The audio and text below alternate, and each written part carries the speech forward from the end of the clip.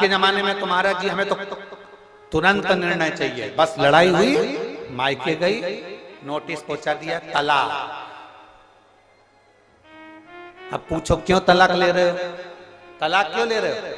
तो कहा हमारी सास बेकार है। तलाक क्यों ले रहे हो? हमारा ससुर बेकार है। तलाक क्यों ले रहे हो? हमारी जेठानी, देवर, ननन सब बेकार है। तलाक क्यों ले रहे हो? हमारा पति बेकार है। मतलब इतने खानदान में ये 5 उंगली में कोई उंगली तो काम की होगी। 5 सदस्य घर में रह रहे हैं, उसमें से कोई तो अच्छा होगा। नहीं, मेरा पति बेकार, सास बेकार, ससुर बेकार, देवर बेकार, जेठ बेकार, और मेरी जेठानी बेकार, मेरी ननन बेकार, सब बेकार दिख रहे हैं, तो समझ लेना तुम्हारा चश्मा गड़बड़ है। काले कलर का चश्मा लगाकर तुम सोच रही हो सब पीले दिख जाएं। बोलो री कुशीनगर की जीजी हो, काले कलर का चश्मा लगाकर तुम सोच रही हो सब पीले दिख जाएं। काले कलर का चश्मा लगाकर तुम कह रही हो सब नीले दिख जाएं। काले कलर का चश्मा लगाकर तुम कहती हो हरे दिख जाएं। काले कलर का चश्मा लगाकर तुम कहती हो सब साफ दिख जाएं, सीधे दिख जाएं, सफेद दिख जाएं। नहीं हो सकता। अपना चश्मा चेंज करिए, मतलब गड़बड़ी अपने अंदर है। बुरा जो देखन में चला बुरा न मिलिया कोई, इसलिए अपने को साधना पड़ेगा। हमें ये भी बुरा लग रहा है, वो भी बुरा लग रहा है, वो भी बुरा लग रहा है, सारा संसार का आदमी बुरा लग रहा है, घर में रहने वाला बच्चा बुरा लग रहा है, जेठानी के बच्चे बुरे लग रहा है, देवरानी के बच्चे बुरे लग रहे हैं, ननन के बच्चे बुरे लग रहे हैं। तुम्हारे कमरे में आकर बैठ जाए तो तुम धुतकार के भगा दो, तो समझ लेना कि चश्मा हमारा गड़बड़ है, हमें चेंज करना पड़ेगा।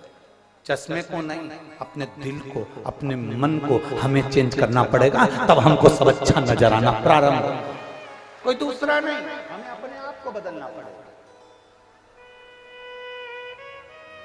और मत बुरे कर्म कर बंदे वरना पछताएगा, भगवान की आंखों से तू बच नहीं पाएगा, तू बच नहीं पाएगा। अरे ओ अज्ञानी मत कर नादानी, अरे ओ अज्ञानी मत कर नादानी। तेरे कर्म का फल भी तू ही पाएगा, जैसा किया तूने तेरे आगे आएगा।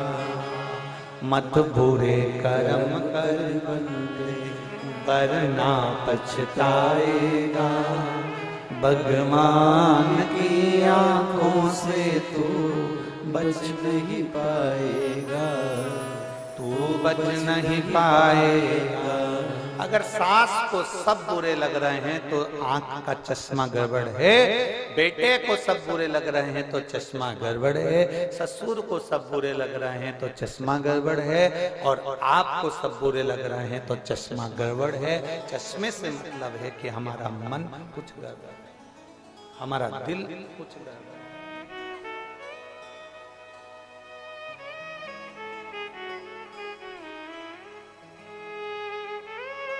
मुंह दिखाई होती थी, मुंह छुड़ाई नहीं। मुंह दिखाई होती थी, पीछा छुड़ाई नहीं। पीछा नहीं छोड़ा, मुख दिखाया। कितने प्रसन्नता होती है जब कोई बेटी आती है। अपना घर छोड़कर आई है बेटियां,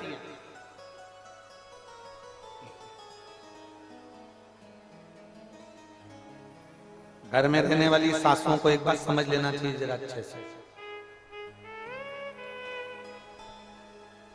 तुम भी आई थी तो तुमको भी एडजस्ट होने में समय लगा था, ये सासों को समझना चाहिए। और तुम्हारा समय दूसरा था और ये समय दूसरा है। आज के समय की पढ़ी लिखी लड़कियां अगर तुम्हारे घर में आ रही हैं तो थोड़ा सा तुमको संभल कर चलना पड़ेगा, हर चीज में टोकना बंद करना पड़ेगा, तब जाकर हमारा घर और परिवार ठीक तरह से चल पाएगा और उसको हम साथ। गया जमाना, वो जमाना गया जिस समय पर बहुएं डरती थी। आज का जमाना बड़ा विचित्र है, कोई सास के पास में आकर कह देना, पहले पहले डराते थे बच्चों को तो कहते थे बहू आया।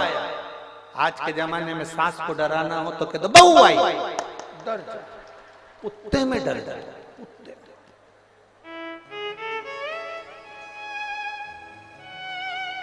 बोलो बोलो, सही है कि गलत है? पहले के जमाने में बच्चों को डराते थे बहू आया, आज के जमाने में सासों को डराना थे बहू आई। हलवा आधा मुंह में आधा, अभी तो गई थी वापिस।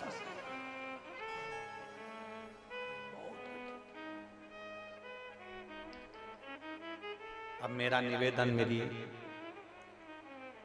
जीजियों से और मेरे जीजाओं से, जितने आस्था चैनल पर कथा सुन रहे हैं, जितने फेसबुक यूट्यूब पर कथा सुन रहे हैं, इन सब से मेरा निवेदन है, ध्यान देना, थोड़ा ध्यान रखना। हमें ज्यादा टोक टोक कर जिंदगी नहीं दी। तुम बूढ़े हो जाओगे, तुम्हारी नहीं चलेगी, फिर बहुएं कोई काम करेगी तब तुम्हारा दिल दुखेगा। इसलिए अभी से ऐसे हो जाओ, आग लगे बस्ती में अपन रहो मस्त।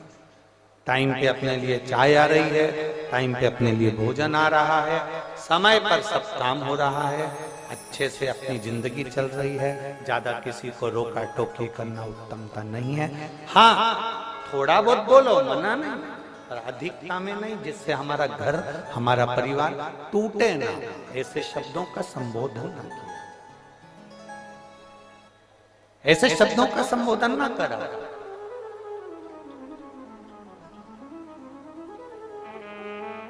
पहले कितने अच्छे अच्छे गाने चलते थे, फिल्मों में भी आते थे, 100 साल जिए हमारी, जम के तो बोलो जरा, 100 साल जिए हमारी सासू जी।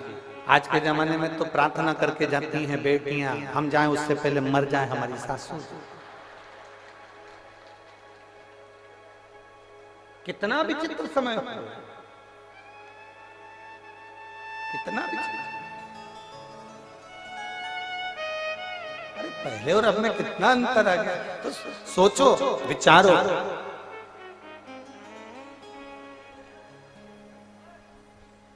एक पत्र लिखा है किसी बच्चे ने,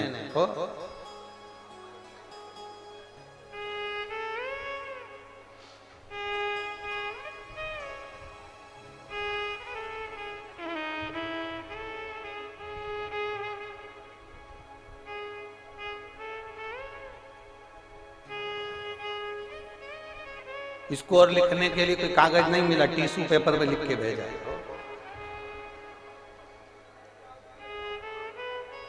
प्रणाम गुरुजी, मेरा नाम सूरज गौर, मैं लखीमपुर का रहने वाला हूं। मेरा एक प्रश्न है आपसे।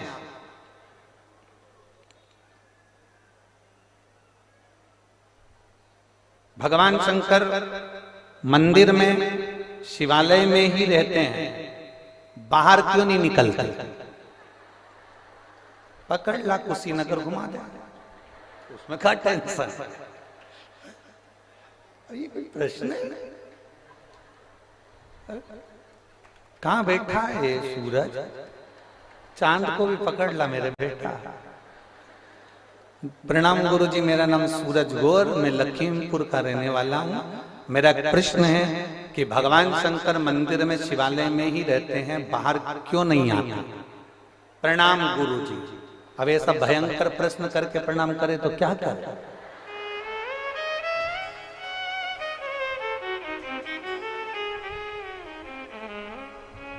भगवान मंदिर में रहते हैं, बाहर क्यों नहीं आते?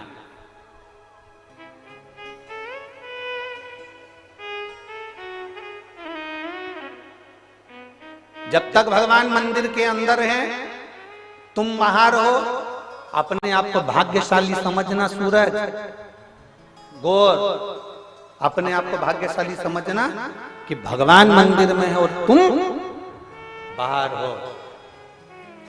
जिस दिन भगवान बाहर आ गए ना, ये तुम जो मोबाइल पे झूठ बोलते हो ना, मैं ये सब धर के देगा ना, छठी का दूध याद दिला दे।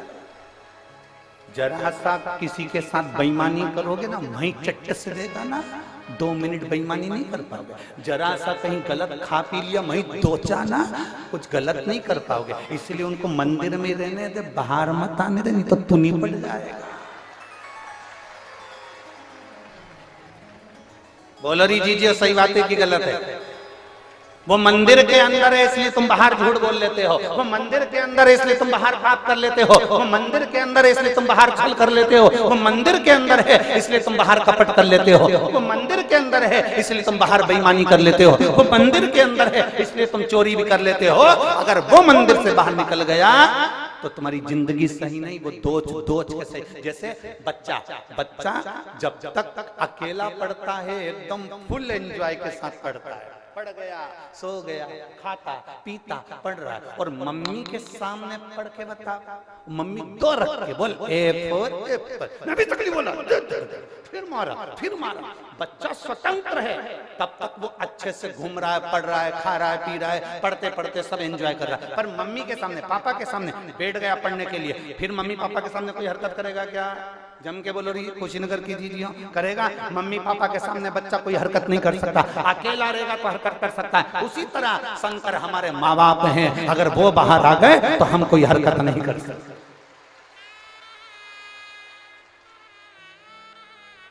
आप किस्मत वाले हो जो भगवान मंदिर के अंदर है, समझ लेना। अगर मंदिर से बाहर आ गया तो हो गया कल्याण तुम्हारा।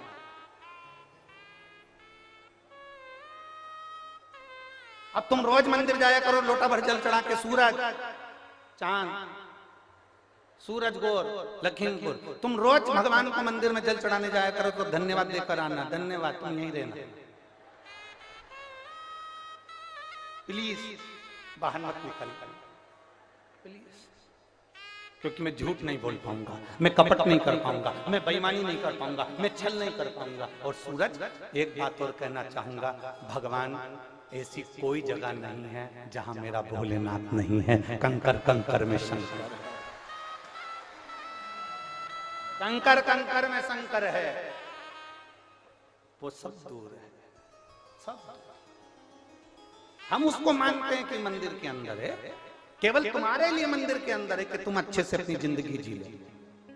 कितना मोबाइल पर रोज झूठ बोलते हो, कितना कपट करते हो, कितनी बेईमानी करते हो, दुकानों में बैठकर कितना। एक बार रामचरितमानस का संवाद है, हनुमान जी महाराज अयोध्या में आ गए, राम जी का राज्य स्थापित हो गया, राम जी राजा बनकर बैठ गए, हनुमान जी बाजार में घूम रहे थे अयोध्या के। एक कपड़े की दुकान वाले ने हनुमान जी को बुलाया, इधर है हनुमान। हनुमान जी चले गए, क्या हुआ? हनुमान जी ने पूछा क्या बात है? कपड़े की दुकान वाले ने कहा क्यों तूने, हमने सुना है तुमने लंका जला दी थी ऊंच से। हनुमान जी बोले हाँ। कपड़े के व्यापारी ने पूछा ये बताओ कि तुमने कैसे जलाई थी? हनुमान जी ने बोला उन्होंने मेरी पूंछ में कपड़ा बांधा, तेल डाला, आग लगाई, मैंने जला।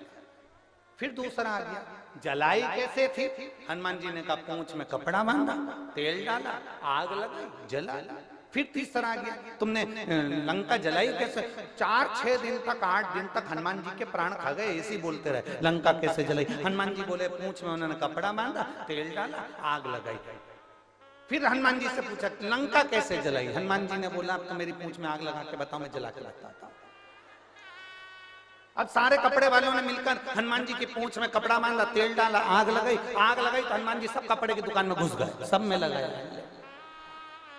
अब सब में आग लगा के जैसे आए, सारे कपड़ा व्यापारी राम जी के पास अयोध्या में पहुंच गए। राघव जी की जय हो, राम जी की जय हो, खूब रोते बिलखते पहुंचे, प्रभु प्रभु प्रभु निर्णय कर दीजिए। हनुमान जी के, राम जी ने पूछा हुआ क्या? कुछ नहीं हुआ। हमने हनुमान जी से पूछा था कि तुमने लंका कैसे जलाई? हनुमान जी ने अपनी पूंछ में आग लगाकर हमारी कपड़े की दुकान जला दी। हनुमान जी को बुलाया, हनुमान तुमने ऐसा क्यों करा? हनुमान जी बोले मेरे से रोज पूछते थे कि लंका कैसे जलाई, कैसे जलाई। मैंने कहा आग लगाओ, मैं जला के बता देता हूँ। तो इनकी दुकान क्या लंका थी?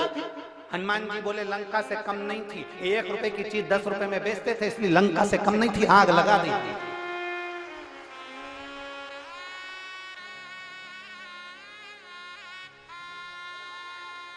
एक लिमिट का लेंगे ना तो हम लंका नहीं समझेंगे, पर लिमिट से ज्यादा लोगे ना तो हम लंका समझ जाएंगे। आग लगाने में पीछे नहीं हटेंगे। अरे भाई भगवान मंदिर के अंदर है तो तुम आजाद हो, आजाद। तुम्हारी गाड़ी पे जब तुम्हारी पत्नी बैठी रहती है, तुम्हारी मम्मी बैठी रहती है, तुम्हारी मोटरसाइकिल पे तुम्हारे पापा बैठे रहते हैं, तब लड़का इतनी सज्जनता से गाड़ी चलाता है, कंगी पाटी पाड़ के धीरे धीरे धीरे धीरे चलाता। जब मम्मी पापा घर के अंदर, फिर लड़का जो गाड़ी चलाता है वो तो पूरा कुशीनगर देखता है, पूरा कुशीनगर देखता है। जब लड़का अकेला होता है गाड़ी चलाता है तो पूरा कुशीनगर देखता है, पूरा नगर देखता है। पर मम्मी पापा गाड़ी के ऊपर हैं, लड़का धीरे गाड़ी चलाएगा, स्लो गाड़ी चलाएगा, पापा चिल्ला देंगे, पीछे से थपड़ा देंगे, पीछे से एक थपड़ा हो गया, चला रहा धीरे धीरे धीरे धीरे धीरे। और जो मम्मी पापा घर के अंदर, इसने गाड़ी उठाई भुर भुर करके बोझ जाए मालूम पड़े, फिर गिर गया पड़ गया, तब मम्मी पापा के पास खबर आई कि वो पड़ गया, चोट। मम्मी बोली मेरा लड़का तो बहुत धीमी गाड़ी चलाता था। शंकर भगवान मंदिर के अंदर बैठे रहते हैं, पार्वती जी से कहते रहते हैं, पार्वती जी कहती है कितनी सीधी है ये जो तुम्हारे मंदिर में दिया लगाने आ रही है, कितना सीधा है ये जो तुमको एक लोटा जल चढ़ाने आ रहा है। भोलेनाथ जी बोले चुपचाप बैठी रहे, बस मेरे को सब मालूम है कितनी सीधी है, चुपचाप बैठे रहे।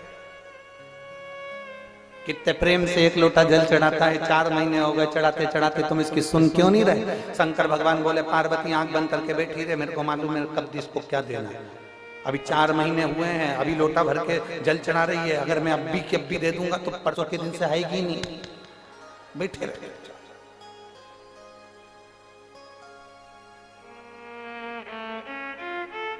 आप आए नहीं और सुबह हो गई, मेरी पूजा की थाली धरी रह गई।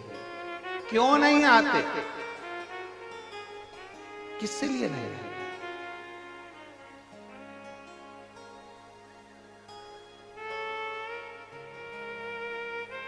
हम उसको पुकारे और वो ना, तो बेटा सूरज टिश्यू पेपर ये हमारे पास में है। धन्यवाद, बहुत अच्छा प्रश्न आपने किया।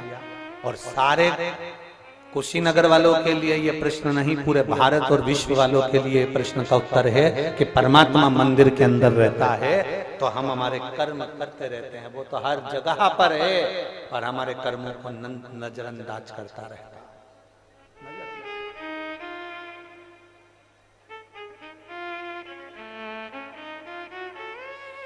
वो बैठा है मौन होकर, इसलिए तुम गाड़ी भी तेज दौड़ा रहे हो। वो बैठा है मौन होकर, कर्म करिए। जब हम उसके आश्रित होकर कोई कर्म करेंगे तो हमारे जीवन की एक आनंदता अपने आप बढ़ती। एक पत्र और है, देखिए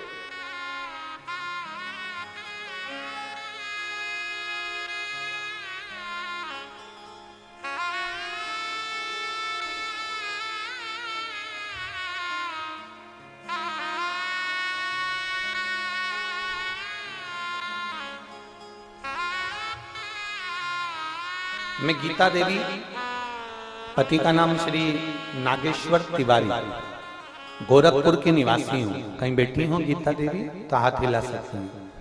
मैं गीता देवी, पति का नाम श्री नागेश्वर तिवारी, गोरखपुर की रहने वाली। कहीं बैठी हूँ तो हाथ हिला सकती हैं। कहीं बैठी हूँ तो हाथ हिला सकती हैं। मैं गीता देवी, पति का नाम नागेश्वर तिवारी, गोरखपुर की निवासी हूँ। मेरा मोबाइल नंबर ये है। कहीं बैठी हूं तो हाथ हिला सकती। अच्छा इधर है क्या? एक बार हाथ हिला दो। ठीक, दिख गए। श्री शिवाय नमस्ते। आ जाओ, एक बेलपत्र ले लो। मैं गीता देवी, पति का नाम श्री नागेश्वर तिवारी, गोरखपुर के निवासी हूं। मेरा मोबाइल नंबर ये है। मैं सबसे पहले तो आपसे पहले मैं पूनम बहन को प्रणाम करना चाहता हूं। धन्यवाद। पूनम दीदी धन्यवाद, साधुवाद। पूनम बहन को प्रणाम करना चाहती हूँ, जिन्होंने हमारे क्षेत्र में, हमने कभी नहीं सोचा था कि शिव पुराण की कथा सुनने को मिल जाएगी। मैं धन्यवाद देती हूँ पूनम बहन। फिर गुरुजी आपसे कहना चाहती हूँ, एक लोटे जल का क्या महत्व है। 2022 में मेरा पैर में तकलीफ हो गई, L4 L5 मेरी हड्डी खसक गई, कमर की भी और पैर में भी तकलीफ हो गई, चलने से मोहताज हो गई, लेटने बैठने से तकलीफ में आ गया। डॉक्टर को दिखाया, डॉक्टर ने मुझे ऑपरेशन तक कह दिया। और कमर का ऑपरेशन होना ये बहुत कठिन काम है गुरुजी, कि बाद में मैं जिंदगी भर बैठ पाऊंगी कि नहीं बैठ पाऊंगी, चल पाऊंगी कि नहीं चल पाऊंगी, कहीं जा पाऊंगी कि नहीं जा पाऊंगी, कोई भरोसा नहीं था। हमने डॉक्टर से पूछकर अपने घर आ गए।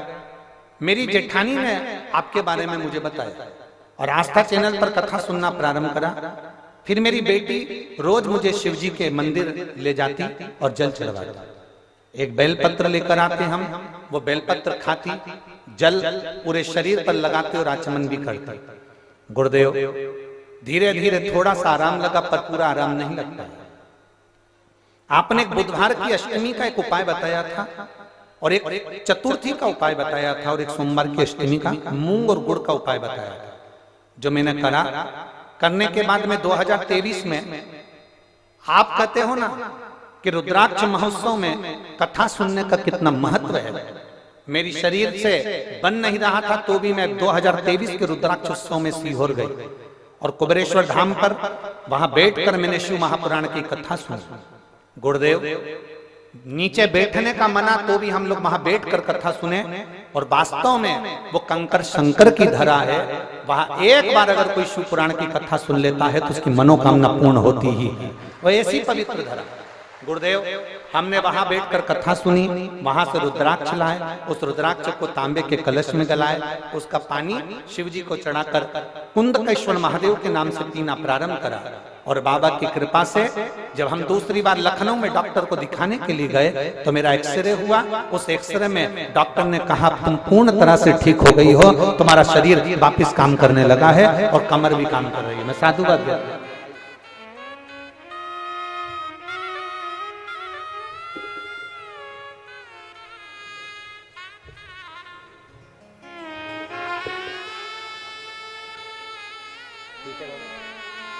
खुश होइए, आंसू पोछो, आंसू पोछो।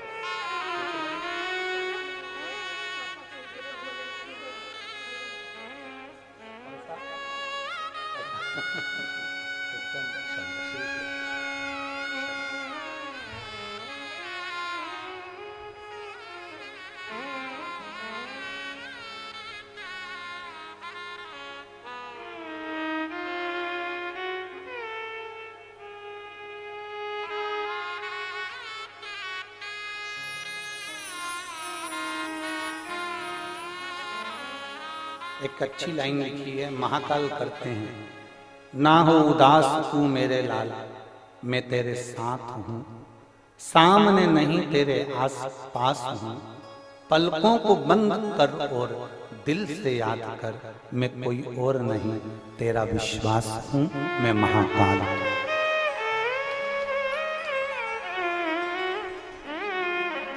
शिव तत्व संभव हो गए।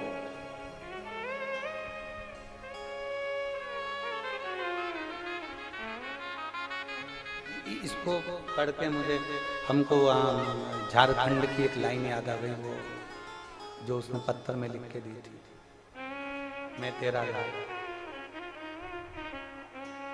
तू मेरा बाबा, मैं तेरा।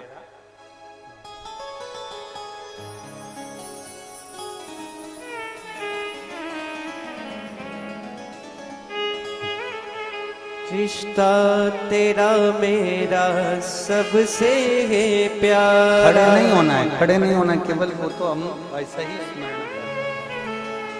रिश्ता तेरा मेरा सबसे है प्यार।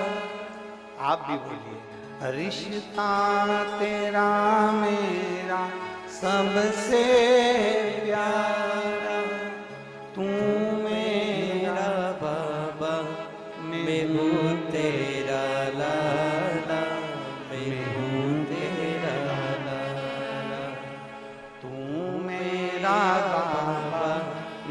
हूँ तेरा लाला, मैं हूँ तेरा लाला। एक पत्र बड़ा विचित्र है, पत्र अच्छा है, उसको समझने वाला है।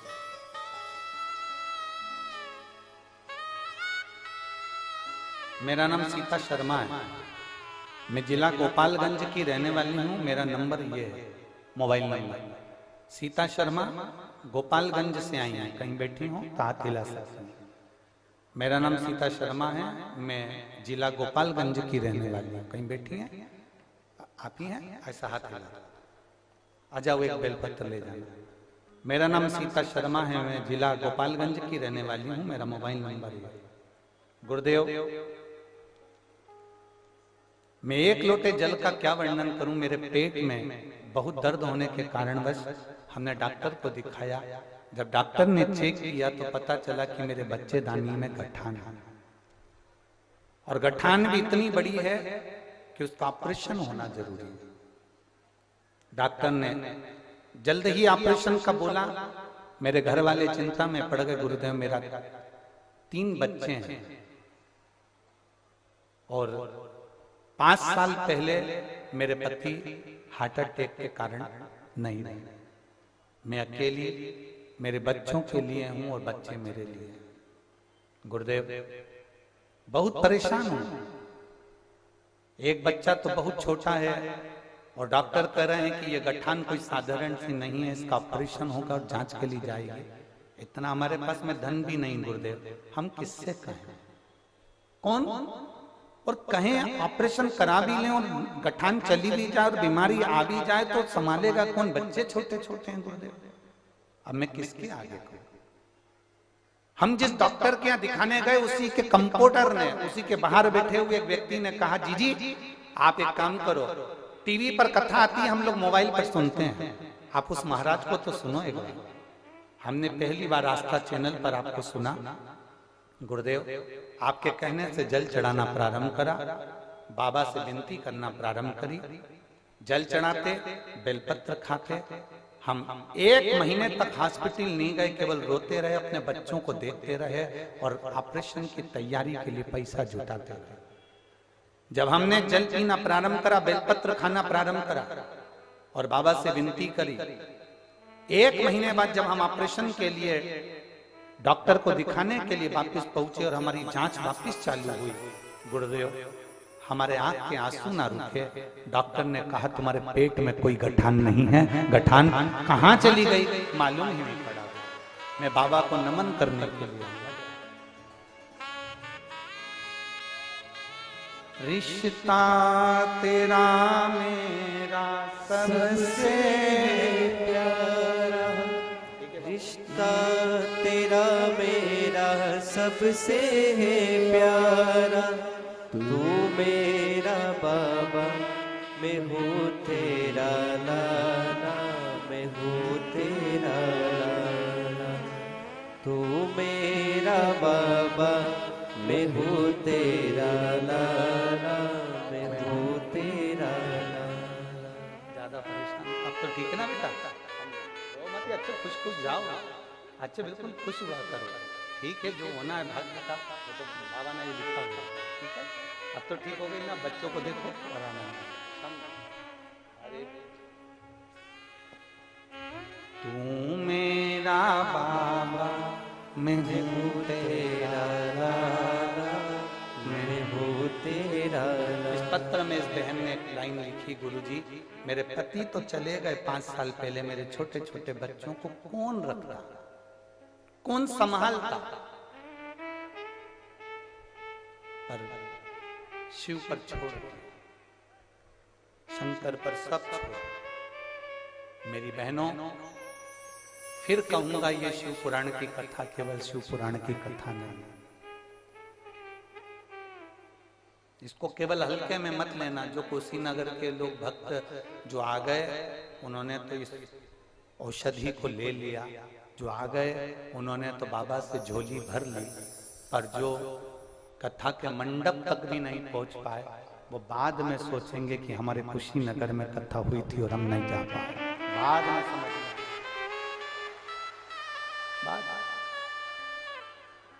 रिश्ता तेरा मेरा सबसे प्यारा, रिश्ता तेरा मेरा सबसे है प्यारा। तू मेरा बाबा, मैं हूँ तेरा लाला, मैं हूँ तेरा लाला। तू मेरा बाबा, मैं हूँ तेरा लाला, मैं हूँ तेरा लाला। जो कोई ना करे वो महादेव करे। अकाल मृत्यु वो मरे जो काम करे चंडाल का, काल उसका क्या बिगाड़े जो भक्त हो महाकाल का। जो शिव की आराधना में डूबा हुआ होगा उसको क्या चिंता।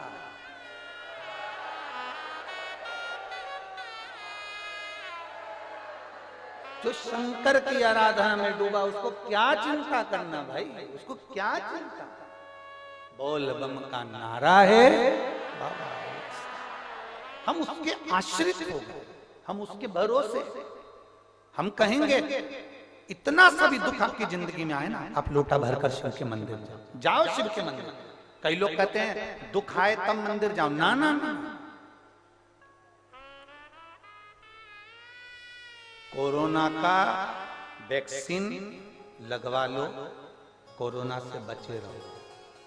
बचपन में 3 महीना 2 महीने का बच्चा होता है, उसको टीके लगते हैं तो माँ बोलती है इसको भी कोई बीमारी नहीं, मत लगाओ। नहीं नहीं, अभी के लिए नहीं, बाद में काम आएगा।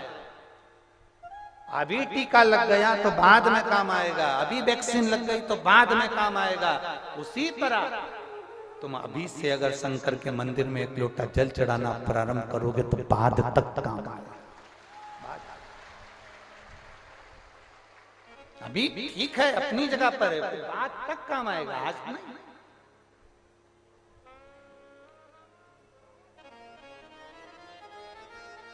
अभी का तो चल गया, जो है शरीर चल रहा है, काम हो रहा है, अपनी जगह पर है, पर बाद तक वो दे सारी समस्या का हल आप चढ़ाएंगे, वो बाद तक काम आएगा, आज नहीं। आप आचमन कर रहे हैं, बाद तक काम आएगा, आज नहीं। आप बेलपत्र ले रहे हैं, बात तक।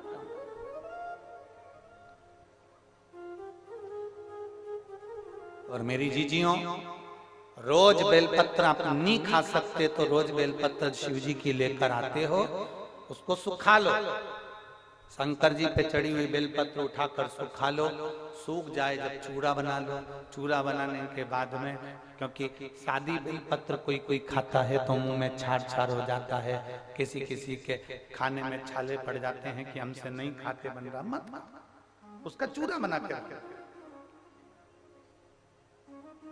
हफ्ते 2 हफ्ते में चुटकी भर के जरा सा चूड़ा भी अगर तुमने खा लिया, जिंदगी में बीपी और शुगर और थायराइड नहीं हो सकता। बीपी, शुगर और थायराइड नहीं हो सकता। और जितने शुगर के पेशेंट बैठे हैं यहाँ पर और जितने बीपी के पेशेंट बैठे हैं, उनसे भी कहूंगा, जो कहता है मेरा शुगर ऊपर नीचे हो रहा है, हम उनसे कहेंगे दिन में 3 बार तुम बाबा जी की बेलपत्र उठाकर खाइए। शिव जी पे चढ़ी हुई बेलपत्र शंकर से कुंदकेश्वर महादेव के नाम से उठाकर खाओ, और दूसरे दिन ही तुम जांच करा तुम्हारी शुगर लेवल में आती नहीं आती, बताना जरूर। हम भी यही हैं, कुशीनगर में अभी कहीं गए नहीं है, आज 4था दिन है, 3 दिन यही है, कहीं नहीं जाने वाले, यहीं पर 3 दिन और। आप करो सेवन कुंदकेश्वर महादेव के नाम से बेलपत्र खाकर, और फिर जांच कराओ और रिपोर्ट हमको भी दिखाओ। अमरनाथ की गुफा में बैठकर जब भगवान शंकर ने माता पार्वती जी को सुंदर सुंदर वृतांत सुनाना प्रारंभ करे जनमानस के कल्याण, पार्वती जी उसका स्मरण करती रही, सुनती रही। श्रवण करने के बाद में माता पार्वती फिर शिव जी के साथ वापिस कैलाश पर आकर विराजमान हो गए।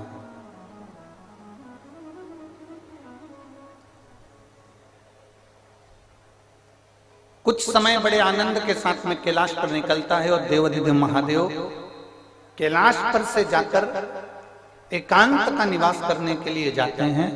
पार्वती जी को भी नहीं मालूम कि शिव जी गए कहां।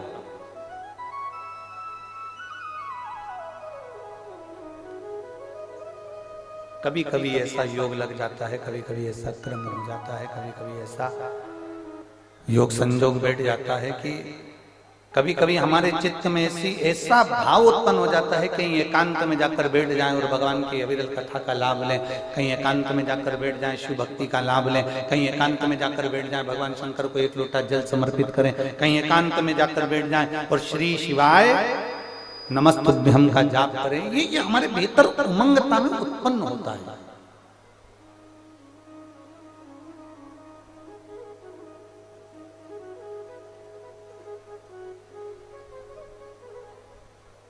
कभी आप लोगों ने अनुभव करा कि गौतम बुद्ध बाबा ने संपूर्ण पृथ्वी की परिक्रमा करी, सब जगह गए, हर जगह पहुंचे, ज्ञान उपदेश भी दिया, संसार का कल्याण भी किया, पर कुशीनगर की भूमि पर आकर उन्होंने इस आत्मा को परमात्मा से मिलन कराने के लिए, ज्योति को ज्योति में मिलाने के लिए ये कुशीनगर की धरा ढूंढी, जरा विचार किया।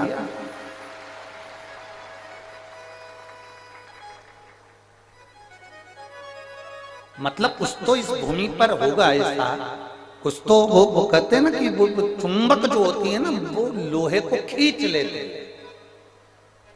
जो पवित्र भूमि होती है, जो श्रेष्ठ भूमि होती है, वो संतों को, साधुओं को, गुरुजन को खींच लेते। और देखो कुशीनगर की भूमि ने राजूदास महाराज जी को भी अयोध्या से खींच के यहाँ बुला लिया, तो मतलब कुछ तो है ना भूमि का, तो महत्व है। और इस पवित्र भूमि पर आप और हम शिव महापुराण की कथा का लाभ ले रहे हैं और अपने जीवन को सार्थक बनना, कहीं ना कुछ तो अच्छा है इस धरा का, जिसके कारण बस हम इन सब रसतत्वों को अपने भीतर उतार रहे हैं। शिव जी ने एकांत का वास किया। अब सबसे ज्यादा एकांत का वास कहां हो सकता है? बोलो रे बोलो कुशीनगर वालों, जरा जम के। सबसे ज्यादा एकांत का वास कैलाश पर एकांत का वास नहीं होगा, क्योंकि देवता वहां पर दिन रात आते हैं, भगवान के भक्त वहां पर आते हैं। 12 ज्योतिर्लिंग में अगर जाकर महादेव जी बैठ जाते तो एकांत का वास नहीं होता। नंदनवन काशी में जाकर बैठ जाते तो एकांत का वास नहीं होता। गंगा के घाट पर जाकर बैठ जाते तो एकांत का वास नहीं होता। सबसे ज्यादा एकांत का वास जहां पर संपूर्ण वैराग्य की उत्पत्ति हो जाए, शिव जी ऐसी भूमि पर शमशान में जाकर बैठ गए। शिव शमशान में जाकर बैठ गए और भोलेनाथ जी जब शमशान में जाकर बैठे, पार्वती जी उनको ढूंढ रही है। माता पार्वती उनको ढूंढने का प्रयास कर रही है। सब जगह पर माता पार्वती जी ने उनको ढूंढा, हर जगह पर। ऐसी कोई धरा नहीं रही जहां पार्वती जी ने शिव जी को नहीं ढूंढा। ढूंढ रहे और ढूंढते ढूंढते माता पार्वती आखिरी में शमशान में पहुंच गई।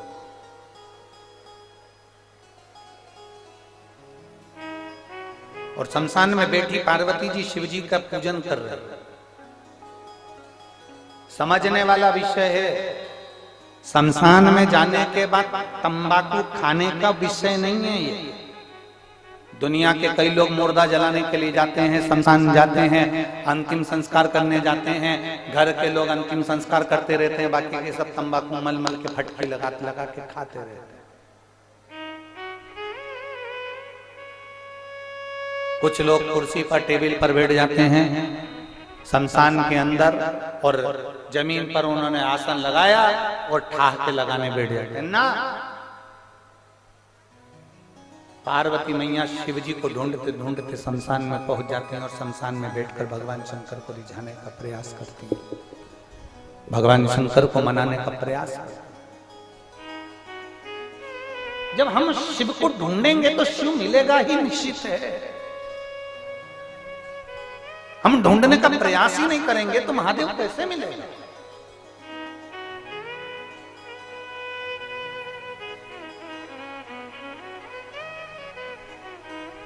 आज महाराज जी पत्रकार वार्ता थी, तो उसमें पत्रकार बंधुओं का निवेदन था कि ये अयोध्या में राम जी बैठ गए, ज्ञानवापी का मुद्दा चल रहा है, कृष्ण जन्मभूमि को भी आप मांग रहे हैं, कि ये क्या है? हमने कहा देखो, बच्चा मांगेगा नहीं तो मां रोटी देगी नहीं, बच्चा मांगेगा नहीं तो पिता पेन देगा नहीं, बच्चा मांगेगा नहीं तो पिताजी मोबाइल देगा नहीं। उसी तरह मांग हम दूसरे से नहीं रहे, हमारी चीज, हमारी ज्ञानवापी, हमारी जन्मस्थली हम मांग रहे हैं। जैसे अयोध्या मांगी वैसे ही ज्ञानवापी और वैसे ही कृष्ण भगवान की जन्मस्थली मांग रहे हैं। उसमें क्या दिक्कत है? भगवान कृष्ण की जन्मस्थली मांग रहे हैं तो इसमें कोई बड़ी बात नहीं है, हमारी है इसलिए मांग रहे हैं। ज्ञानवापी मांग रहे हैं तो हमारी है इसलिए मांग रहे हैं। अयोध्या हमारी थी तो हमने मांगी, और आज अवध में राम जी विराजमान हुए। ये प्रधानमंत्री जी और मुख्यमंत्री जी को धन्यवाद हो, बहुत बहुत साधुवाद। ठीक है और रहे।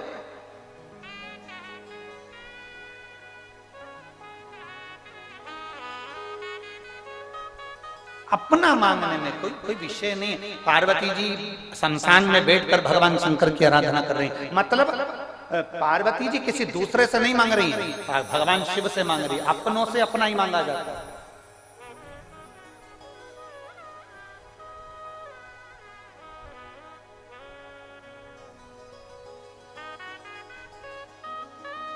फिर महाराज जी उन्होंने कहा राजनीति का मुद्दा है, विपक्ष इसको राजनीति का मुद्दा मानता है। हमने उनसे कहा कि राजनीति का मुद्दा मानता है, हम तो कहते हैं अगर वो अयोध्या में राम लाने को तैयार हो जाते, वो ज्ञानवापी में शिव लाने को तैयार हो जाते, वो जन्मस्थली पर कृष्ण को लाने को तैयार हो जाते, तो हम भी उनके साथ खड़े हो जाते। उसमें क्या दिक्कत है? सीधा सा विषय है कि राम हमारे हैं, शिव हमारे हैं, कृष्ण हमारे हैं। ये संपूर्ण भारत की भूमि, संपूर्ण विश्व की भूमि, संपूर्ण भारत की धरा ये हमारी है, सनातन धर्म की है और भगवत भजन की। ये कोई साधारण भूमि नहीं है। और मेरा कुशीनगर वालों से निवेदन है, जिस भूमि पर तुम रहते हो कुशीनगर में, ये भूमि साधारण नहीं है। देव अधिदेव महादेव की कुछ ऐसी कृपा होगी जो बाबा गौतम बुद्ध भी इस पवित्र भूमि पर आकर अपनी ज्योति को ज्योति में समाहित करते हैं।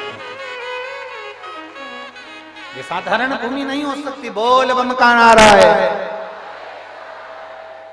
ये साधारणता नहीं है भूमि की महत्व, हम उसको पहचान नहीं पाते। लोग कहते हैं शमशान, शमशान को जो समझ गया वो समझ गया। शमशान जहां पर अमीर भी मरता है तो बांस पर जाता है, गरीब भी मरता है तो बांस पर जाता है, अमीर भी जाता है तो घास पर जाता है, गरीब भी जाता है तो घास पर जाता है। कुशीनगर में ऐसा होता होगा कि कोई पैसे वाला मरता होगा तो डनलप के गद्दे पर जाता होगा। हमारे यहाँ नहीं जाते। पैसे वाला करोड़पति भी मरेगा तो बांस के ऊपर जाएगा, बांबू पर जाएगा। गरीब भी मरेगा तो बांबू पर, बांस पर जाएगा। अमीर भी मरेगा तो घास के गद्दे पर जाएगा, गरीब भी मरेगा तो घास के गद्दे पर जाएगा। अमीर भी मरेगा तो सफेद कपड़े में जाएगा और गरीब भी मरेगा तो सफेद कपड़े में जाएगा। जहां सबकी शान सम है उसी का नाम सम शान है। सबकी शान बराबर रखता है वो देव अधिदेव महादेव का धाम है। जहां शंकर का स्थान है वहां सब सम है। शिव जी के सामने कोई पैसे वाला, कोई करोड़पति, कोई गरीब, कोई अमीर नहीं होता। जिसने पुकारा शिव उसका हो गया, जिसने पुकारा शंकर उसका। एक पत्र है, देख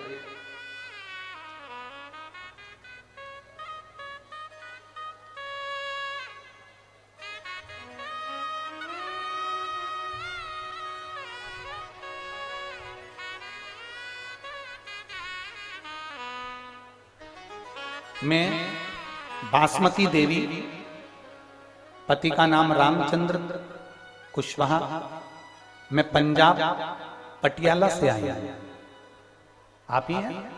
हाथ हिला दीजिए। आ जाओ, एक बेलपत्र ले जाओ। मैं बासमती देवी रामचंद्र कुशवाहा, मैं पंजाब पटियाला से यहाँ आई हूँ कथा श्रवण करने के लिए।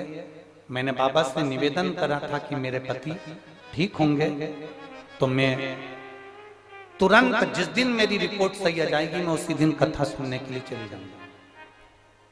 गुरुदेव, हमारे पति की दोनों किडनी सिकुड़ गई थी, किडनी ने काम करना बंद कर दिया था और ब्लड कैंसर भी हो गया था। पति आए हैं क्या साथ में बाबू?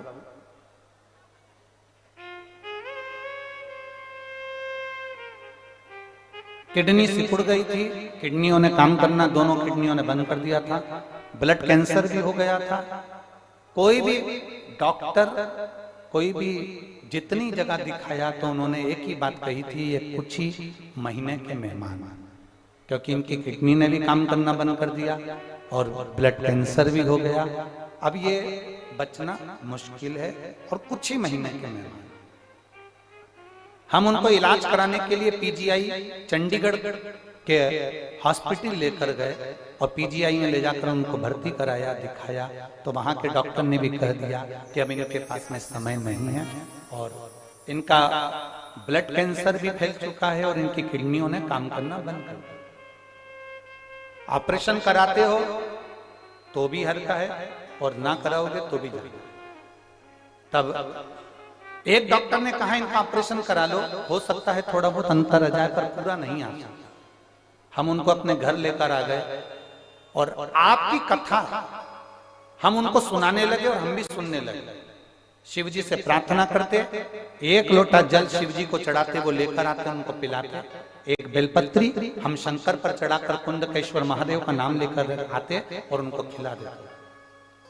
मैं बाबा को धन्यवाद देने के लिए आई हूं कि हमने जब वापिस उसी चंडीगढ़ के हॉस्पिटल में जांच कराई तो डॉक्टर भी आश्चर्य में पड़ गया कि इनकी किडनी ने काम करना प्रारंभ कर दिया और इनका कैंसर भी समाप्ति पर हो गया। आज मेरे पति की जो रिपोर्ट आई है वो पूर्ण तरह से एकदम ठीक आई है और नील आई है। इसलिए मैं बाबा को यहाँ प्रणाम करने के लिए चंडीगढ़ से, यहाँ पटियाला से, पंजाब से मैं कुशीनगर तक आ गई। गुरुदेव, मैं बाबा को यहाँ प्रणाम करने के लिए आई। ये शिव तत्व शंभु प्रकाशदर्शी कैलाश। आपका विश्वास, आपका भरोसा, आपकी दृढ़ता शिव के करीब लेकर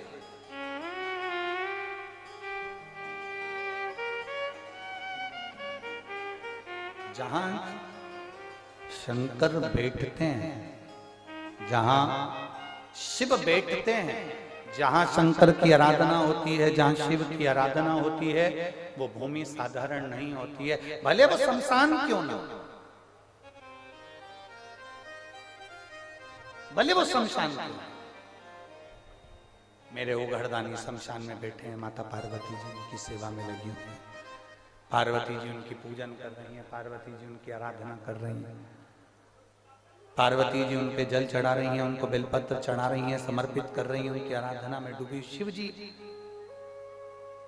मौन होकर बैठे हुए। शमशान में जाओ तो थोड़ी सी आराधना करिए शंकर।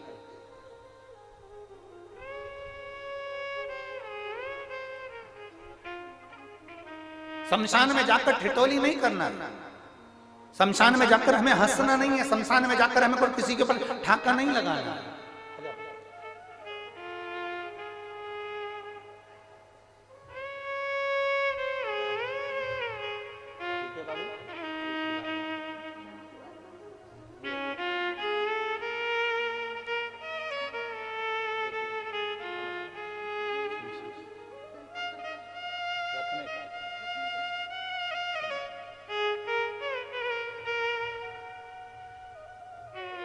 शिव शिव पंजाब से आई हैं बहन श्रीमती बासमती देवी जी, रामचंद्र जी कुशवा, पंजाब पटियाला से आई हैं। इन्होंने बाबा को जल चढ़ाकर विनती करी थी कि मेरे पति की किडनी और कैंसर अगर समाप्त हो गया तो मैं जाऊंगी। और PGI चंडीगढ़ में जब रिपोर्ट पूरी नील आई तब ये यहाँ पहुंची हैं और बाबा को प्रणाम करा। एक बार भाव से दोनों हाथों से साथ बोल बम का नारा है, शिव तत्व को हमें पहचान, ओगड़दानी को हमें जाना। पार्वती जी पहुंच गई। पार्वती जी ने पहुंचकर बाबा से प्रार्थना करी। शिव जी थोड़ी देर बैठे थे और बैठने के बाद में सामने से एक अर्थी आ रही थी और लोग राम नाम बोलो बोलो जम के बोलो जरा, राम नाम सत्य है बोल रहे। शंकर भगवान ने उस अर्थी को देखा और शिव जी उसको देखकर मुस्कुरा दिया। भगवान थोड़ी सी देर हंसे, ठाका लगा। अब गुरुजी आप कह रहे हो कि शमशान में हंसना नहीं चाहिए और महादेव मुस्कुरा रहे, महादेव हंस रहे। जो देवता करते हैं ना वो हमें नहीं करना, जो गुरु करता है वैसा हमें नहीं करना, जो भगवान करते हैं वैसा हमें नहीं करना। हमें उनके बतलाए मार्ग पर चलना है, हमें उनके जैसा करना नहीं है। महादेव के हंसने का कारण क्या था? माता पार्वती जी ने पूछा। सामने से अर्थी आ रही है, लोग राम नाम सत्य चिल्ला रहे हैं और आप ठाका लगा दिया प्रभु। आपके हंसने का कारण क्या है? शिव जी कहते हैं पार्वती मेरे हंसने का केवल एक ही कारण है, जो ये सामने से मुर्दा आ रहा है, जो ये अर्थी आ रही है, इस पे एक सेठ लेटा हुआ है, इस पे एक सेठ लेटा हुआ है। ये वो सेठ है जिसने अपनी दुकान में मेरा फोटो लगा कर रखा है। अच्छा, वाह, आपका फोटो? हाँ, ये वो सेठ है जो रोज दुकान खोलता है तब 2 अगरबत्ती मेरे फोटो को लगाता है। बहुत बढ़िया, फिर तो ये आपका भक्त है पार्वती जी। फिर आप हंस क्यों रहे हो? शिव जी कहते हैं ये वो सेठ है जिसने मेरा फोटो अपनी दुकान में लगा रखा है। दुकान खोलता है जब 2 अगरबत्ती लगाता है और दिन भर में ग्राहक के सामने 50 बार मेरी झूठी सौगंध खा जाता है।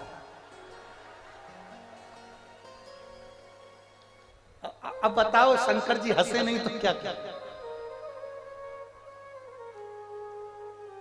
अब शिव जी हंसेंगे नहीं तो क्या क्या? 50 बार ग्राहक के सामने मेरी झूठी कसम खा जाता है।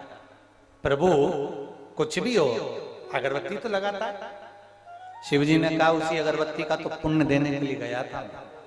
मैंने सोचा ये रोज अगरबत्ती लगाता है, भले कैसा भी है, कसम दिन भर खाता है, पाप भी बहुत करता है, झूठ भी बहुत करता है, कसम पर कसम खाता है, छल भी करता है, लोगों का धन भी खा जाता है, बहुत बेकार काम करता है। पर मैंने सोचा 2 अगरबत्ती लगाता है तो अपन 2 कदम चलकर इसके घर पर इसको ज्ञान देकर आते हैं। मैंने एक महात्मा का रूप धारण करा। शिव जी कहते हैं मैंने एक महात्मा का रूप धारण करा और महात्मा का रूप धारण कर कर मैं इसके घर पर पहुंच गया। और मैं इसके घर पर जाकर मैंने आवाज लगाई, सेठ जी सेठ जी सेठ जी। निकल कर बाहर आया। मैंने कहा मेरे को 2 रात्रि यहाँ पर विश्राम करना है। इसने मुझे 2 रात्रि का विश्राम दिया। मैंने 2 रात्रि इसके यहाँ विश्राम करा। 2 अगरबत्ती का पुण्य मुझे देना था, इसलिए मैंने इसको पुण्य दिया। मैंने इसको समझाने बैठ गया, सुनो सेठ जी, थोड़े दिन के बाद तुम मरने वाले, थोड़ा अच्छा काम कर लो। सेठ जी ने मुझे 4 गाली बक दी। मेरे ही घर का खा रहा है, मेरे ही घर में सो रहा है, मेरे ही घर का घी पी रहा है, मेरे घर का पानी पी रहा है और मुझे मरने का बोल रहा है। फिर भी तुम साधु हो, तुम सन्यासी हो, तुम तपस्वी हो, तुम साधक हो, तुम महात्मा हो, तुम्हारा कहना मैं मानूंगा। तो क्या करना है बताओ। इतने में सेठ जी ने पूछा तो महादेव महात्मा का रूप धरकर बोले, सेठ जी अब तुम भी वैराग्य ले लो, सन्यासी बन जाओ, तुम घर छोड़कर चले जाओ। इतने में सेठ जी बोले बिल्कुल मैं घर छोड़कर चले जाऊंगा, पर बस मेरे बेटे की शादी हो जाए, एकदम फ्री हो जाऊं, वो दुकान संभाल ले, मैं चले जाऊंगा। कुछ दिन बाद बेटे की शादी हो गई।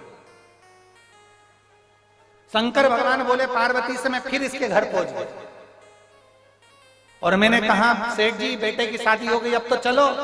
इतने में बोला बस बहू को एक अच्छोरा छोरी हो जाए, बस फिर मैं पूरा छोड़ दूंगा, वैराग्य धारण कर लूंगा, सब छोड़ कर चले जाऊंगा। अब बहू के घर में छोरा छोरी हो गया, ये दादा बन गए, उनको खिलाने में लग गए, इधर उधर उठाने में लग गए, घोड़ा हाथी बनने में लग गए। फिर मैं पहुंच गया सेठ जी। जैसे ही मैंने कहा सेठ जी ने कर लिया दरवाजा बंद। मैं खिड़की में से चिल्लाया सेठ जी दरवाजा खोल के बाहर आए और आते से मुझसे बोले, मेरा पीछा पकड़ के बैठे हो, तुम तो माँ बाप बन गए, क्या मुझे बनाने बैठे हो? मुझे नहीं बनना, चलो यहां से जाओ। सेठ जी ने मुझे धक्का मारकर निकाल दिया। इतने परिवार में आसक्ति खाकर पड़ गए, इतना पोता पोती बेटा बहू पत्नी बच्चे दुकान जमीन जायदाद इतना घिर गए कि घर से एक मिनट कहीं नहीं जाते, ना मंदिर ना देवालय ना शिवालय। आखिरी में यम का निर्णय तो यम का है, इसके प्राण छूटे और ये इसी के घर में इसी की बाथरूम में से जो पानी निकलता है उसी में कीड़ा बन गया, उसी में। जिस बाथरूम में से पानी निकलता है, जिस बाथरूम में से पानी निकल कर बाहर जाता है, उसी बाथरूम की नाली में कीड़ा बन गया है। अब वहीं पड़ा, घर के लोग इससे रोज डर रहे हैं और ये वहीं पड़ा रहता है, क्योंकि इससे घर नहीं छूटा, इससे परिवार नहीं छूटा, इससे घर परिवार छूट नहीं रहा, इससे घर परिवार छूटा नहीं, इसलिए ये निकला। हम आप सबको धन्यवाद देते हैं, बहुत बहुत साधुवाद है, बहुत बहुत धन्यवाद आपका। शिव महापुराण की कथा कहती है, अपने घर में रहने वाली छिपकली को एक बार जरूर देखना, हफ्ते में 2 हफ्ते में छिपकली को देख लिया करो और धन्यवाद दे दिया करो। शिव महापुराण की कथा कहती है, जिससे अपना घर नहीं छूटता वो उसी घर में मरने के बाद दीवार से चिपक जाता है छिपकली बनकर। कुशीनगर वालों, आपको चिंता करने की जरूरत नहीं है, आपकी छिपकली की योनि नहीं मिलेगी, क्योंकि तुम अपना घर छोड़कर शिव महापुराण की कथा में बैठी हो। जो अपना घर छोड़ना जानता है तो परमात्मा भी उसको मुक्त करना जानता है।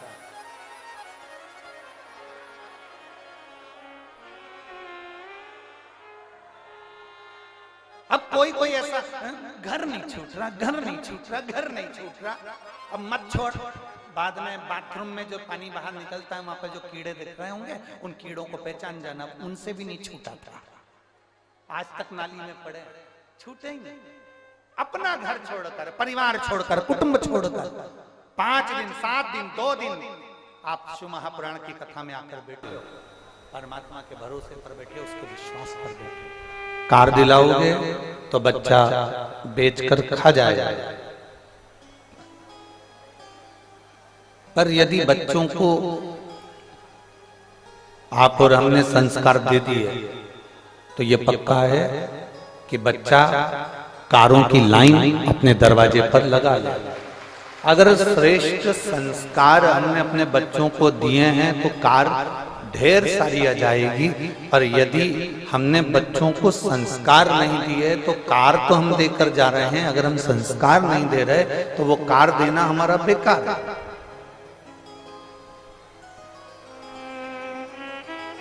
उसका कोई महत्व ही नहीं है, उसका कोई महत्व नहीं है, फिर उसका कोई मूल महत्व ही नहीं है हमारे जीवन में। खूब दो, अपने बेटे को हम मना नहीं करेंगे, बेटा आपका है, आप जिंदा हो तो भी दोगे और मर जाओगे तो भी दोगे, बोलो सही है ना? कुशीनगर के जीजी हो, जिंदा हो तो भी अपने बहू बेटों को दोगे और मरने के बाद भी बहू बेटों को दोगे। कितना भी बहू से झगड़ा हो जाए पर जायदाद का हिस्सा तो उसके हक में है। तुम भले मुंह से कह दो कि मेरा बेटा नहीं मानूंगी मैं तुझको, या मेरी बहू नहीं मानूंगी तुझको, तो भी वो जायदाद का हिस्सा तो देना पड़ेगा, वो पीछे नहीं हट सकता। आज इस व्यासपीठ से एक बात कहना चाहेंगे, आप लोगों के स्मरण में होगा। पहले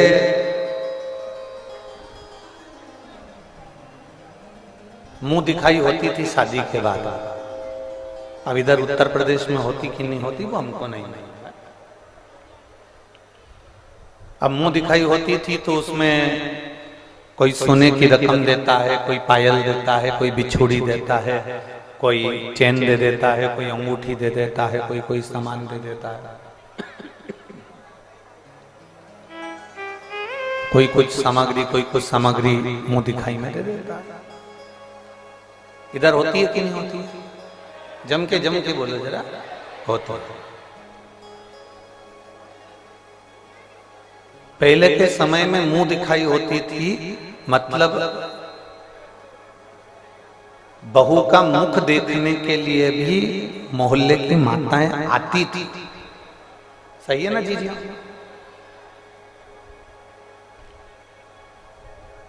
आज के जमाने में तो बहू बिना घूंघट के आती है तो मुंह दिखाई देने की जरूरत ही नहीं पड़ती।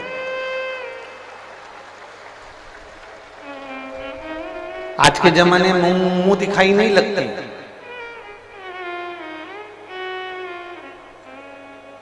आज के जमाने में मुंह छुड़ाई लगती।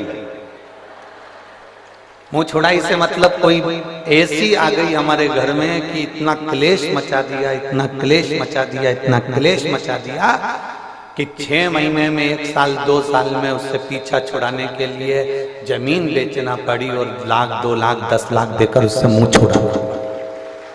बोलो सही है? कोई संस्कारवान किसी माता पिता की पुत्री हमारे घर में आ जाती है, कोई संस्कारवान हमारे घर में बेटी आ जाती है जिसकी मुख दिखाई भी होती है और वो घर को अपना समझ कर चलती है, अपना परिवार मानकर चलती है, अपना घर मानकर चलती है, अपना परिवार मानकर चलती है, अपना मानकर चलती है।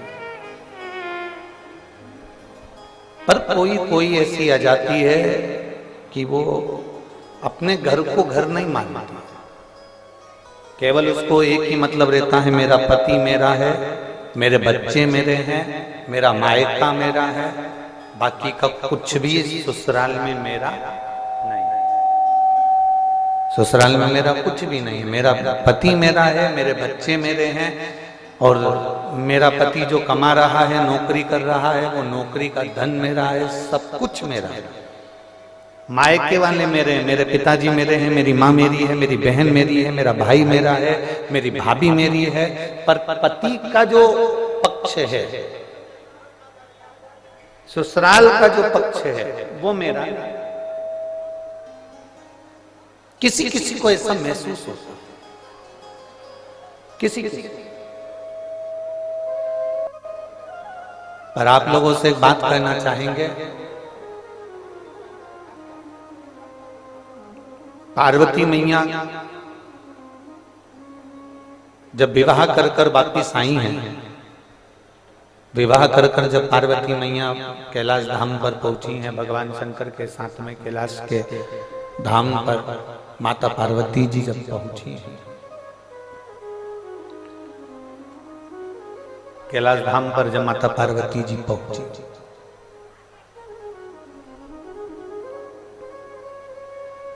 सारे देवी देवता सब कैलाश पर ही हैं। सारे देवी देवता कैलाश पर्वत पर विराजमान हैं।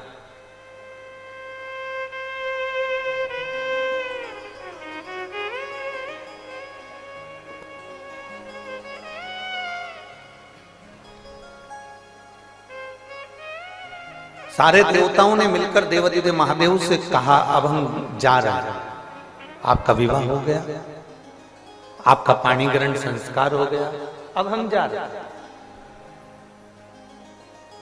शिव जी ने कहा कि तुमने मेरे ससुराल में, मेरे ससुराल गए थे, हिमालय राज के घर पे गए थे, तुम वहां भरपेट भोजन किया कि नहीं किया? सब ने कहा हमने भरपेट भोजन किया। मेरे ससुराल गए थे तो वहां पर तुम्हारी आव भगत हुई कि नहीं हुई? खूब हुई। मेरे ससुराल गए थे तो वहां तुम्हारा सत्कार हुआ कि नहीं हुआ? बहुत हुआ।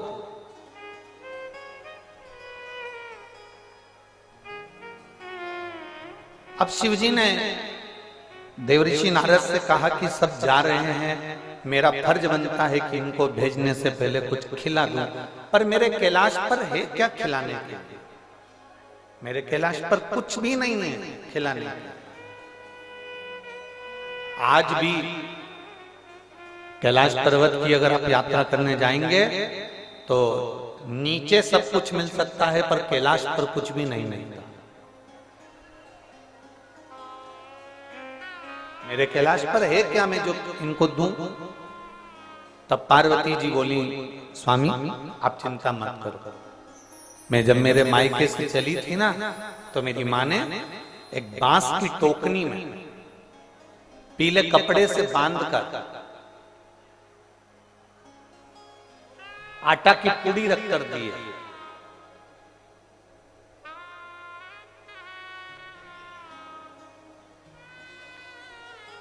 जितने गंगा तट के निवासी होते हैं, जितने सरयू तट के निवासी होते हैं, जितने नर्मदा तट के निवासी होते हैं, जितने गोमती तट के, गोदावरी तट के, जितने यमुना तट के निवासी होते हैं, जितने सरस्वती तट के निवासी होते हैं, जितने गंगा के घाट के निवासी हैं, जितने गंगा के किनारे के निवासी हैं, और जितने सरयू, मंदाकिनी, नर्मदा, कावेरी, गोदावरी, कृष्णा, इसके तट के जो निवासी होते हैं, ये सब शंकर जी की बनाई हुई परंपरा से चलते हैं।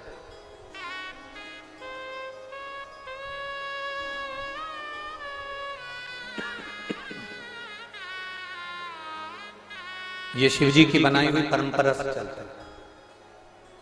जो शंकर जी का नियम था, हिमालय राज पार्वती जी की जब विदाई करे, तब माता मैनावती ने उनको एक बांस की डलिया के अंदर पूड़ी रखकर, और अब उस समय पर देवता कितने बड़े होते थे, बहुत बड़े बड़े, जिनको देवता कहते हैं, देव कहते हैं, तो इतनी इतनी सी पूड़ी नहीं बनाई थी। जो आटे की पूड़ी बनाई गई थी, जो मैदा की पूड़ी बनाई गई थी, वो इतनी बड़ी बड़ी बनाई गई थी। अब इधर उत्तर प्रदेश में वो बेटी की विदाई पर बनती कि नहीं बनती हमको नहीं मालूम, पर हमारे शास्त्रों का जो नियम कहा गया कि बेटी जब विदा होती है, तो जैसे मैनावती ने बांस की डलिया में, बाम्बू की डलिया में पूड़ी बनाकर रखकर, उसमें थोड़ी सी शक्कर, थोड़ा मिठाई उसमें रखकर डलिया को बांधकर दे दी गई थी। बहुत ध्यान देना, हिमालय राज जी ने दहेज में हाथी, घोड़ा, पालकी सब कुछ दिया, सोना, चांदी, हीरा, पन्ना, जेवर, आभूषण, रतन, नौकर, चाकर, माणिक, मोती सब दिया था। मेरे महादेव दहेज का एक सामान लेकर नहीं आए थे, केवल मेरे महादेव वो डलिया में जो पूड़ी बांध कर दी गई थी, उसको स्वीकार कर कर मेरे महादेव लेकर आए।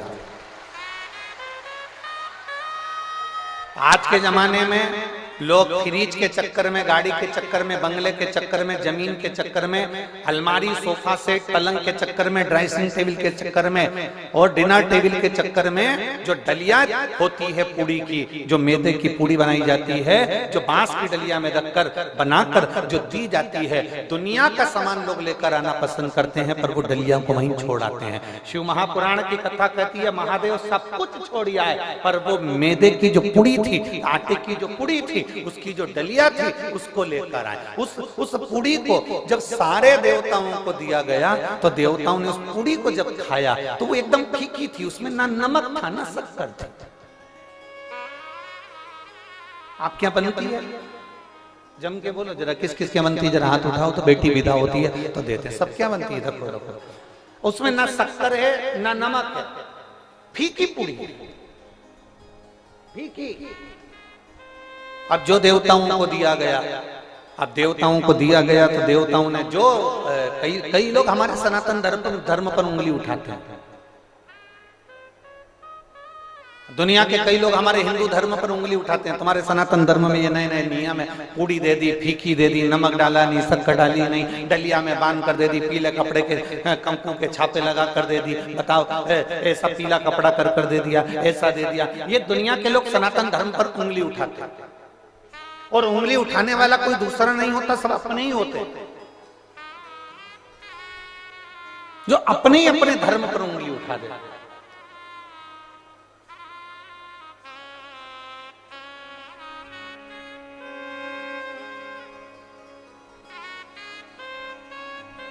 कहने वाला कहते रहेंगे, सनातन धर्म पर कोई दूसरा आक्षेप करने वाला, उंगली उठाने वाला नहीं होता, अपने ही उठाते। कोई तुमसे कहेगा श्री शिवाय नमस्तुभ्यम मत बोलो, क्यों भैया? तो कहे हो सकता है पाप लग जाए, क्यों भैया? गाली देने में पाप नहीं लगता, मंत्र बोलने में पाप लग जाता। फिर कोई महाराज आएगा कह देगा शंकर जी पे चढ़ा हुआ जल मत पियो, क्यों भैया? पाप लग जाएगा। दारू पीने में पाप नहीं लगता, शिव जी पे चढ़े हुए जल पीने में पाप लग जाता है। फिर कोई आएगा बेलपत्र चढ़ी हुई मत खाओ, क्यों? पाप लग जाएगा। हम कहते हैं मटन मच्छी खाने में पाप नहीं लगता, बेलपत्र खाने में पाप लग जाता है।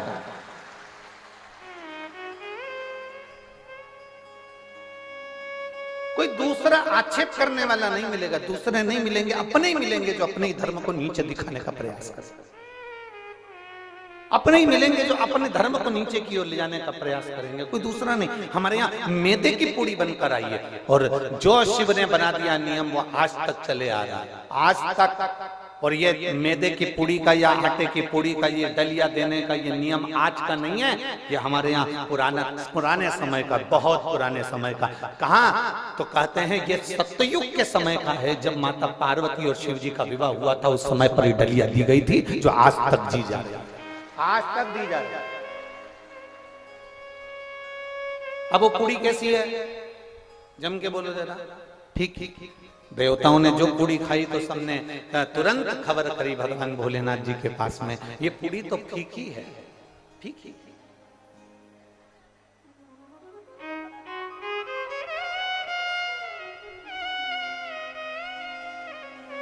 इसमें ना शक्कर है, इसमें ना नमक है, ये पूर्ण तरह से फीकी है, पूर्ण तरह। अब देवाधिदेव महादेव को बुलाया गया और बुलाकर देवताओं ने कहा ये पूरी पूरी फीकी है, इसमें कुछ भी नहीं है। शंकर भगवान ने उसी समय पर संपूर्ण पृथ्वीवासियों को एक उपदेश दे दिया। वो उपदेश पूरे संसार में रहने वाले एक एक मनुष्य के जीवन में वो उपदेश याद रखना, जो शिव जी ने पूड़ी खिलाते समय दिया था और कह दिया देवताओं से ये पूड़ी फीकी है, क्योंकि ये मायके से पार्वती जी के दी गई है, ये पूड़ी नहीं है मैदे की, ये पीले कपड़े में बंधी हुई ये पूड़ी नहीं है, ये बांस की डलिया में रखी हुई पूड़ी नहीं है, ये छापे लगाकर दी गई पूड़ी नहीं है। शिव जी कहते हैं ये पूड़ी के रूप में एक माँ बाप अपनी बेटी को हमको देते हैं और ये बता देते हैं कि मेरी बेटी फीकी है, इसमें नमक है कि शक्कर है, अच्छा बनाना और बुरा बनाना ये आपके हाथ में है। मेरी बेटी फीकी है, इसको अच्छा बनाना और बुरा बनाना तुम्हारे हाथ में है। हमारी बेटी को हम जितना जैसा बना सकते थे बनाकर आपको दिया है, इस पूड़ी को बनाकर हमने आपको दिया है। अब आपकी जवाबदारी, आप इसको शक्कर से खाएंगे कि आप इसको नमक से खाएंगे, ये आपकी जवाबदारी है कि आप अपनी बहू को कैसा संस्कार देते हैं। आप अपनी बहू को गाली देते हैं, आप शब्द कहते हैं, ताने देते हैं, आड़ा टेढ़ा बोलते हैं, या अपनी बहू को सहलाकर प्रेम से, स्नेह से, अपनी मीठी वाणी से अपनी बहू को इतना मिठास में घोल लो कि वो फीकी पूड़ी भी मीठी हो जाए। ये महादेव की कथा था, ये हमारे संस्कार है कि हम क्या दे रहे हैं।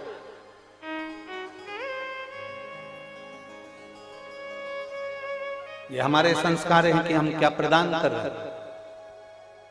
पहले के समय में मुंह दिखाई होती थी तो रकम दी जाती थी, आज के जमाने में मुंह छुड़ाई होती है कि इतना अपशब्द कह जाती हैं बेटियां, इतना अपशब्द बोल जाती हैं बहुएं कि आखिरी में सास ससुर कह देते हैं भले 1-2 एकड़ जमीन बिक जाए, 2 बीघा जमीन चली जाए, और इसको जाने दो, इसको अपने घर जाने दो, हम नहीं रह सकते इसके सामने। पीछा छुड़ा देते हैं लोग, मुंह दिखाई क्या मुंह छुड़ाई का काम करते हैं। 1 लाख 2 लाख 5 लाख लो और पीछा छुड़ा दो, तुम तो जाओ, हमें नहीं रखना। ये बड़ा विचित्र समय आ गया। इस विचित्र समय को हमें साधना,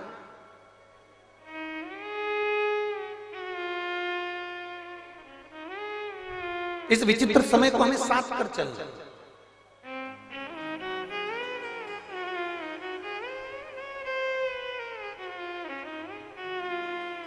और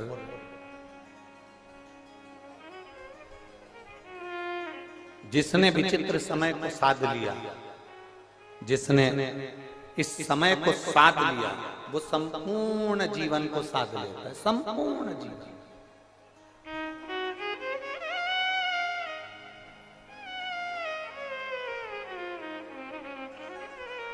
शादी के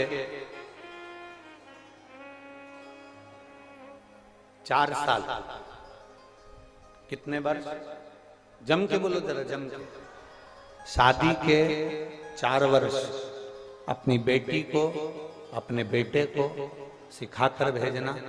शादी के 4 वर्ष सबसे कठिनता के वर्ष होते हैं। ये 4 वर्ष शादी के, इसमें बचपन, जवानी, अधेड़ी और बुढ़ापा सब कुछ समझ में आ जाता है शादी के 4 साल। क्यों?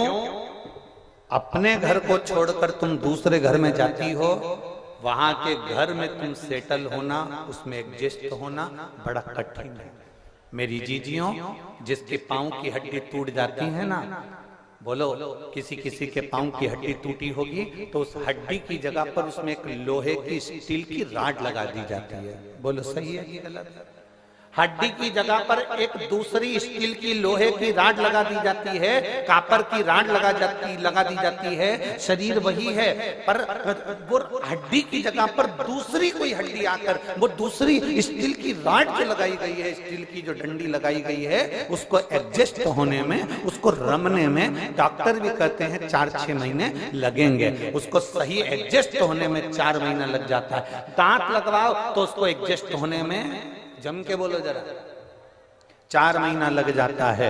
तुम कुछ भी लो, उसको एडजस्ट होने में 4 महीना लग जाता है, वो 4 महीने लग जाते हैं। पर एक जीवन का एक लक्ष्य अपने अंदर उतार कर रखना शिव महापुराण का, कि तुम्हारी शादी हो, बेटी की शादी हो, बेटे की शादी हो, उसको कहना आपस में समझने में, परिवार में रमने में, परिवार में